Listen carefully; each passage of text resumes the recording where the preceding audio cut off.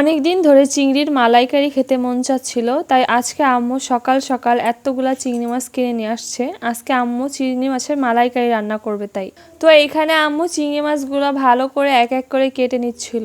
আর একটা কথা বলি, আমার আম্মু কোনো রাঁধুনি না বা শেফ না। আমার আম্মু আমাদের ডেইলি যে খাবারগুলো রান্না করে আম্মু সেইগুলাই জাস্ট শখ করে ভিডিও করে। তো ভুলচুক হলে আপনারা সবাই ক্ষমা দৃষ্টিতে দেখবেন। তারপর আম্মু চিংড়ি মাছগুলো ভালো করে ভিতরের মধ্যে যে ময়লাগুলো আছে এগুলো ভালো করে পরিষ্কার করে নিছে এক এক করে। চিংড়ি মাছগুলো কেটে নেওয়ার পরে আম্মু একটা পাত্র এগুলো সব উঠায় নিছে। এটা এখন ভালো করে পানি দিয়ে ধুয়ে নেবে চিংড়ি মাছগুলা। তো চিংড়ি মাছের মালাইকারির জন্য এখানে আমরা নারকেল কুচি করে নিছি। এখন এইটা ব্লেন্ডারে দিয়ে হালকা একটু ব্লেন্ড করে নিব। এখানে আমাদের নারকেলের দুধটা লাগবে।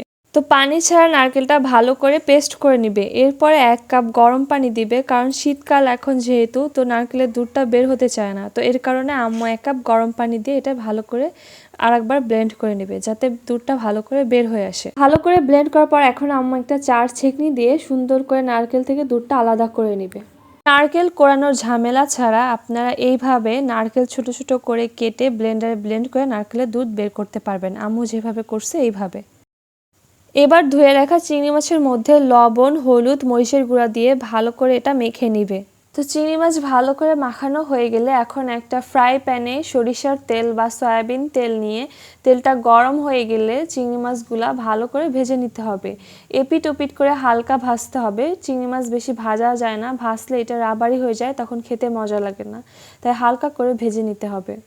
তো চিংড়ি মাছটা ভালো করে ভাজা হয়ে গেলে তুলে রেখে একই কড়াইতে আরও কিছু পরিমাণ তেল দিয়ে এর মধ্যে গোটা গরম মশলা দিয়ে ভালো করে ভেজে নিতে হবে। তো গরম মশলা ভাজা হয়ে গেলে এরপরে আম্মু এর মধ্যে দিয়ে দেবে পেঁয়াজ। পেঁয়াজটাও হালকা ভেজে নিয়ে এর মধ্যে একটু লবণ দিয়ে দিবে। পেঁয়াজ ভাজার সময় হালকা লবণ দিলে পেঁয়াজটা তাড়াতাড়ি সিদ্ধ হয়ে যায়, এর জন্য আম্মু অল্প একটু লবণ দিয়ে দিছে। পেঁয়াজ ভাজার সময় এখানে আম্মু 1 চামচ ঘি দিয়ে দিছে। তো ঘিটা অপশনাল, আপনারা চাইলে দিতে পারেন। তারপরে এখানে 1 চামচ আদা রসুনের পেস্ট দিয়ে ভালো করে মিশিয়ে এরপরে হলুদ গুঁড়া, মরিচের গুঁড়া ও জিরের গুঁড়া দিয়ে ভালো করে মশলাটা নাড়ায় কষাই নিছে আম্মু।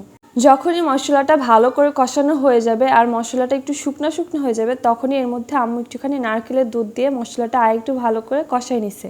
মশলাটা যত ভালো করে কষানো হবে চিংড়ি মাছটা খেতে তত মজা লাগবে। তো এরপরে এর মধ্যে আম্মু একটু টমেটো দিয়ে দিচ্ছে। টমেটো দিলে এটা ফ্লেভারটা একটু ভালো আসে। তো টমেটো ভালো করে কষানো হয়ে গেলে এরপরে সব দুধ ঢেলে দিয়ে মশলাটা আর ঝোলটা ভালো করে মিশাই নিবে। তো মিশানো হয়ে গেলে এরপর একটা ঢাকনা দিয়ে ঢেকে দিবে।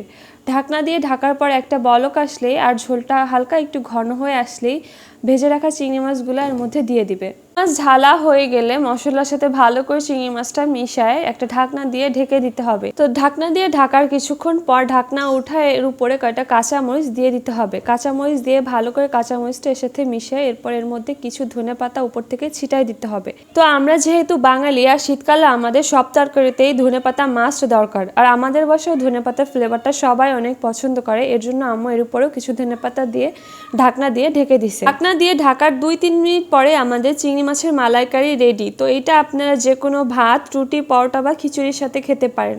তো আজকে দুপুরে আমাদের বাসায় নরম খিচুড়ি রান্না হয়েছিল, তো আমরা এই নরম খিচুড়ি দিয়েই চিংড়ি মাছের মালাইকারি খেয়েছি।